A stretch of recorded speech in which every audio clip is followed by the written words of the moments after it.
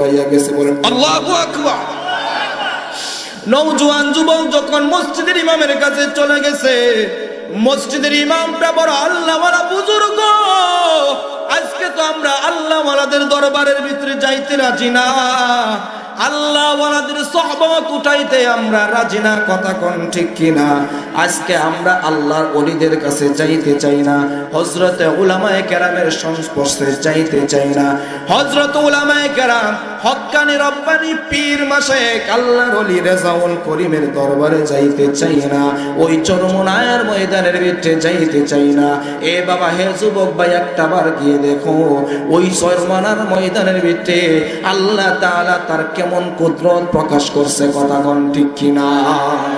এ চরমনার ময়দানের ভিতরে দাড়ি চলে গেছে, তো দাড়ি নিয়া বাড়ির ভিতরে চলে আসছে। ওই গাঞ্জাখুর গাঞ্জা খায় চরমনার ময়দানের ভিতরে গেছে।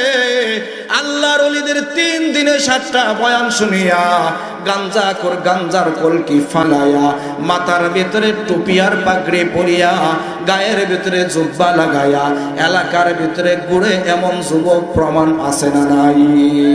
এ জোরে কথা বলো, আছে না নাই? আমরা তো আল্লাহর ওলিদের দরবারে যাইতে চাই না।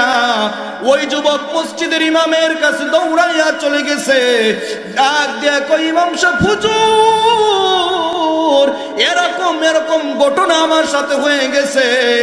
ও হুজুর, আমি কি করতে পারি? ইমাম সাহেব ডাক দিয়ে বলে, রে যুবক কলিজার টুকরা সন্তান, আয় আয় আয়, তুই একটু আমার কাছে আয়।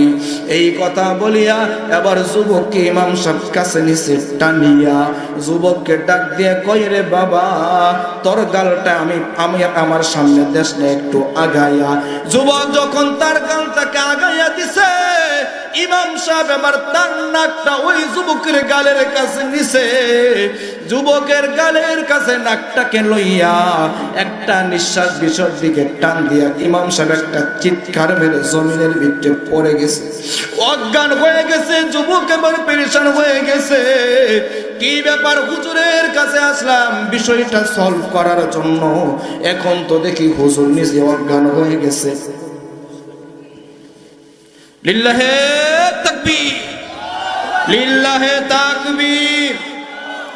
প্রধান বক্তার আগমন, প্রধান বক্তার আগমন আবুয়ার বাড়ির পক্ষ থেকে লিল্লাহে তাকবীর।